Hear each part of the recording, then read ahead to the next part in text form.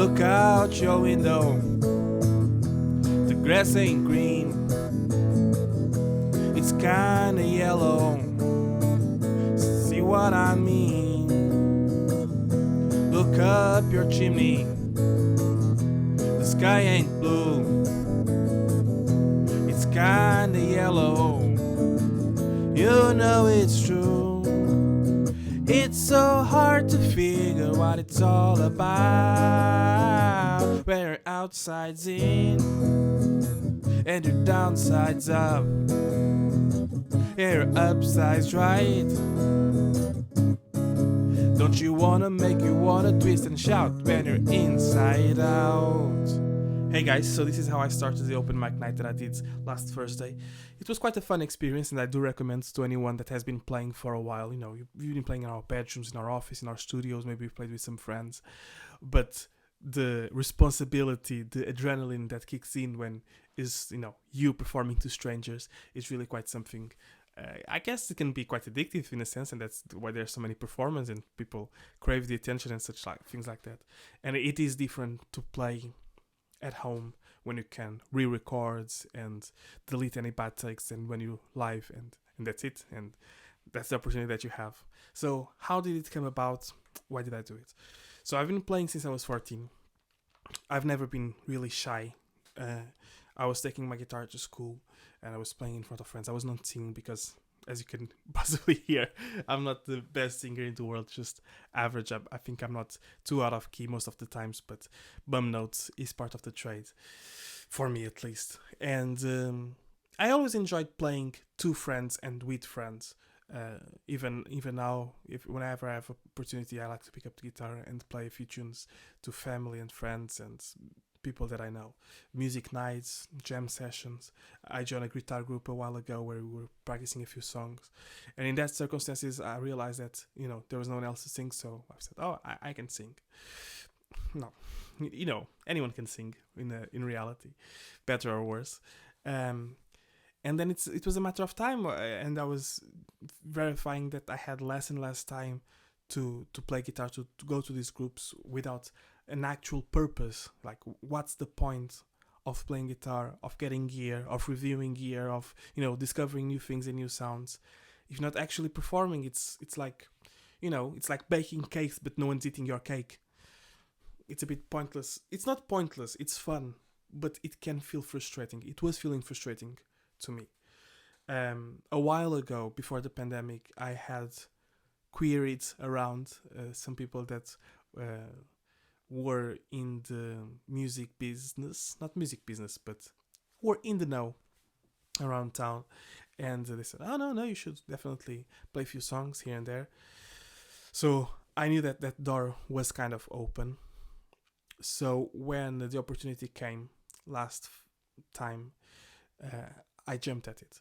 What did I do before putting myself forward was I asked a couple of friends, some people that I knew personally, some people that I knew on the internet, recorded myself playing here, send them the video on YouTube, privated, obviously, it's somewhere here, but you don't have to see it. So I sent it to Jim at AudioMo. He has a YouTube channel you should go check out.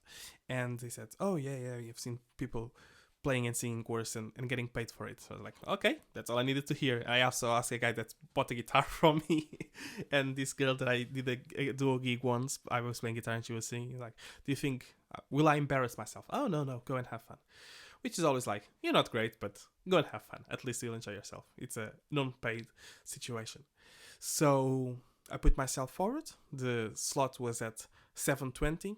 I had 20 minutes to set up my stuff and get out of the stage.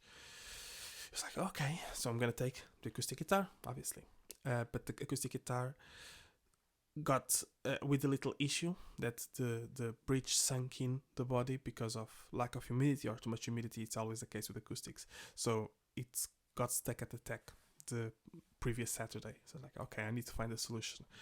I thought maybe I should use backing tracks with electric guitar, but then again, isn't that a bit too complicated for the first time? And when you're using backing tracks, all your mistakes are even more noticeable. If you're not in time, if you play a wrong note because all the other instruments are doing something else. If you're just by yourself and you're playing the only tune, the only sounds that are coming out of you, it's less noticeable, I think. So I thought, okay, I have a Helix. It has an acoustic theme. Let's try it out. So I went on that rabbit hole of checking the acoustic theme, seeing what settings people were using, IRs, acoustic IRs. When I bought this Helix, it came with a bunch of IRs, like I said on the last video. So it had like one called Martin and Taylor and Santa Cruz and Versa and whatnot. And I saw that some people were doing 2 IRs on a patch, which needs to be 1024 IRs. I didn't know this. I was getting super frustrated trying to use 2 2048. And this is how it sounds, you know.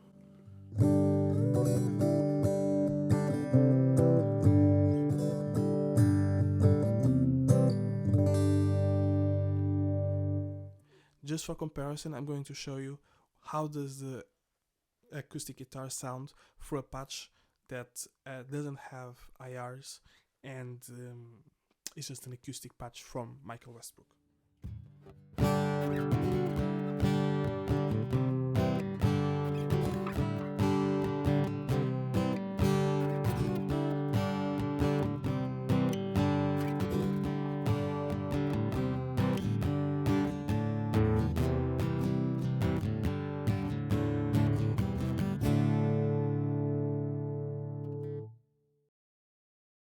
So what I needed to do was boost the recording input on OBS, and as you can hear, it's not as rich. It almost sounds plasticky, which is strange because it's a LR Pax element now, and it's an acoustic guitar. But let's see how does the acoustic guitar sound with the audio patch, but with acoustic theme turned off, just for science purposes.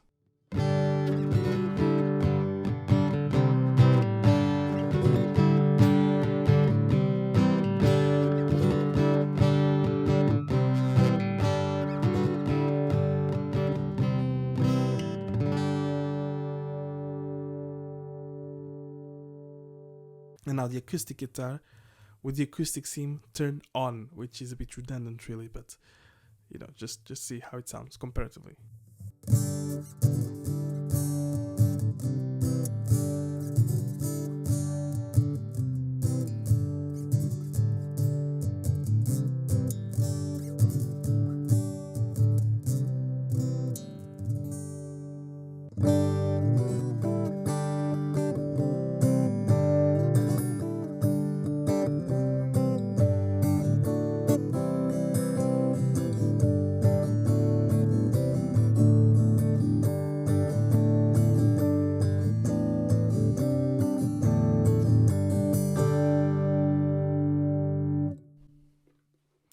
So you can take your own conclusions. I think the acoustic sounds fine, but there is some richness to the electric guitar being simulated, which is odd, I must say. It is odd.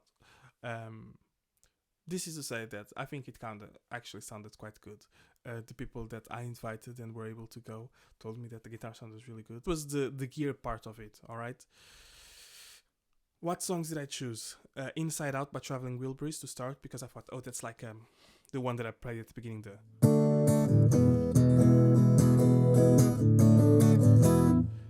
It has some drive to it. It's fun. It's upbeat. You can get loose with it, feel comfortable. And then I played a slower song, Lifehouse You and Me, which is the...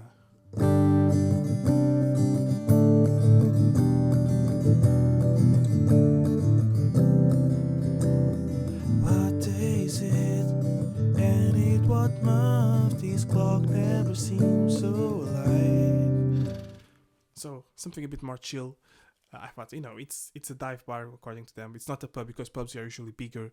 It was a small venue in terms of 60, 70 people, which is a lot for me, obviously. But compared, it was not a big pub like here in the UK. The pubs are quite big and go all around, and sometimes there's the live beat and there's people all over the place. But here it was quite small. People drinking, people talking. So I didn't want to be upsetting. I didn't want to play. I want to play. I don't know. The Immigrant Song, something that really got attention to me. I wanted the place to feel like I was performing to them, but it wasn't the main attraction because I didn't go there to listen to me most likely.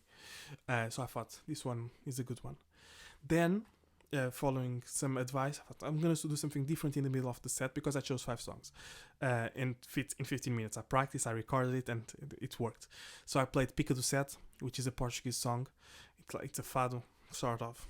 Not a traditional one, but a more modern fado. And I thought this is going to be interesting to pick everyone's interest. So it's just, you probably heard it before me playing around with it. Is the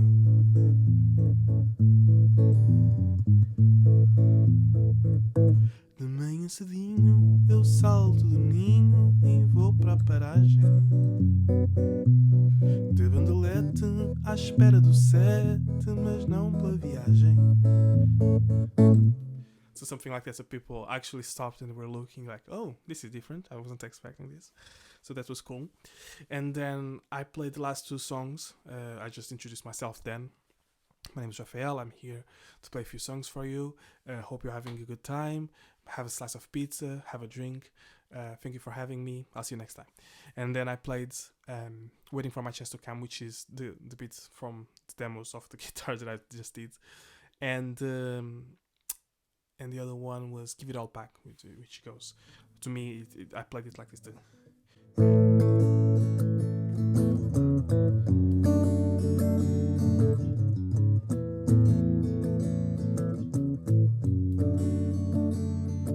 Well, the world never seemed bigger than the summer of 98. Living out in the suburbs, planning my escape. I grow my hair to my shoulders, form a band with a couple of friends, and we call ourselves the Devil's Playhouse. Influences like Bruce and the band, and it's sing and play, simple free car, rock and roll, and miles away, the other kids will just grow old, and we're making our own way out. Yeah, we're making with words and all. People clapped at the end, and I waited for them to clap, and then I said thanks. Apparently that's the etiquette that you follow.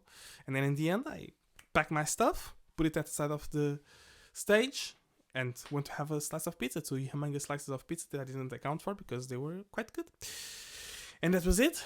And now I put myself forward to do another one on the 27th of April, and it's really fun, you know.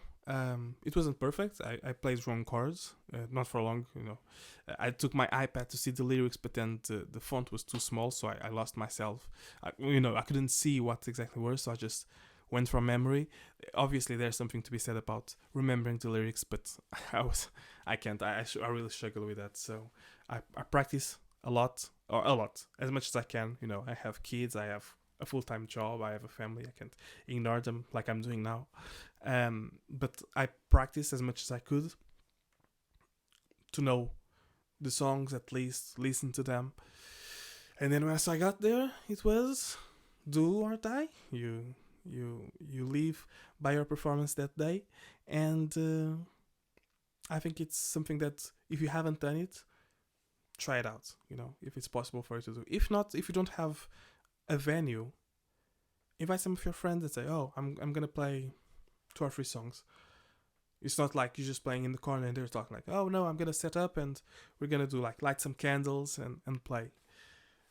Something fun. Or you can invite someone to a party and then you trap them with food and then pumbash, play them a song, just so they know who's the boss. That's what I've done for years. I trap people in my house and then I force them to listen to me. They don't have anywhere to go because I lock the doors. So thank you very much for putting up with me. I thought it would just be interesting to share this experience with you.